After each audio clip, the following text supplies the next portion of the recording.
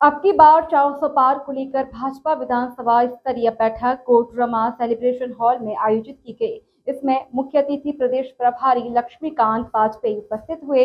उन्होंने कहा कि सभी मंडल के अध्यक्षों एवं कार्यकर्ताओं के साथ चुनावी प्रबंधन को लेकर चर्चा की गई। भाजपा प्रत्याशी शिक्षा राज्य मंत्री अन्नपूर्णा देवी ने कहा कि सभी भाजपा कार्यकर्ताओं के द्वारा अब की बार 400 पार करके तीसरी बार भारत के प्रधानमंत्री नरेंद्र मोदी के बनाना है। इस बैठक में आए हुए अधिकारी ने भाजपा के सभी कार्यकर्ताओं से मुलाकात कर लोगों से जानकारी हासिल की। तत्पश्चात दूसरी बैठक बरकट्ठा बुढ़िया माता मंडप के समीप चुनाव कार्यालय में बैठक की गई। इस बैठक की अध्यक्षता जिला अध्यक्ष विवेकानंद आनंद सिंह ने की। कार्यक्रम का संचालन जिला परिषद केदारनाथ यादव ने किया। इस बैठक में चुनाव संबंधित विभिन्न बिंदुओं पर चर्चा की गई।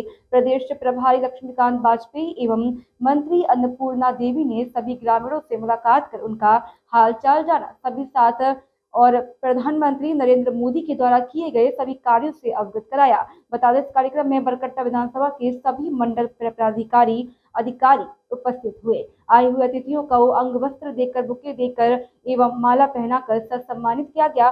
सभी ग्रामवासी प्रधानमंत्री नरेंद्र मोदी जिंदाबाद, अन्नपूर्णा देवी जिंदाबाद, भारतीय जनता पार्टी जिंदाबाद के नारे लगाते हुए दिखे। विधानसभा में क्या देख पा रहे हैं फिलहाल जो स्थिति है उसको लेकर? केवल एक विषय है यहाँ पर ध्यान में, जीत में तो कोई संशय है नहीं।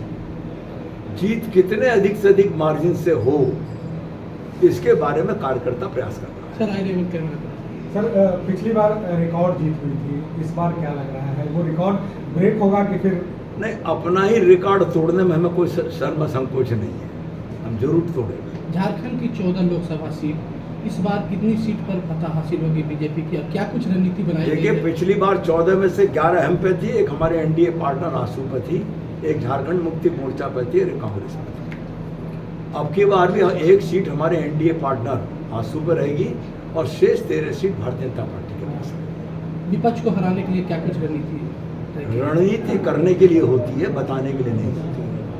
सर, विपक्ष भी एकजुट है, यहाँ भी कैंडिडेट, अगर उसकी एकजुटता को आप एकजुटता मान रहे हैं तो फिर मुझे सोचना पड़ेगा आप लोगों के बारे में भी। कैसे एकजुटता मान रहे हो यार? अभी तक कैंडिडेट तो तय नहीं है उनके, काहे की एकजुटता है?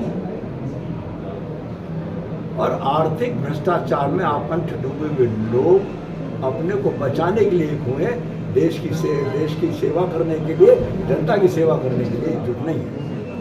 विपक्ष लगातार कह रहा है कि जो बीजेपी के कैंडिडेट हैं वो केंद्र सरकार की जो किए गए काम पर वोट मांग रहे हैं, जबकि उनके द्वारा कोई काम नहीं किया गया। एक सेकेंड, पार्टी मेरी माँ है और हम उस माँ के बेटे हैं।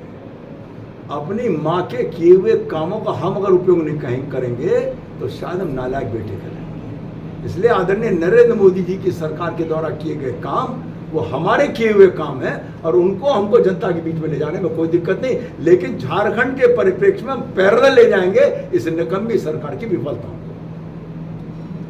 सरयू राय जो लगातार बीजेपी के पसदर रहे थे, बीजेपी में शामिल हुए थे और अभी अचानक से डुल्लू जी को टिकट मिलने के बाद वो विपक्ष हो गए हैं और साथ ही साथ वो लगातार कांग्रेस से समर्थन मांग रहे हैं। मैं उनके बारे में ना कोई टिप्पणी करूंगा, ना उनके द्वारा दिए हुए किसी काम की बात का उत्तर दूंगा। उस लायक है भी नहीं कि जिनका उत्तर दिया। ठीक, जय श्री राम।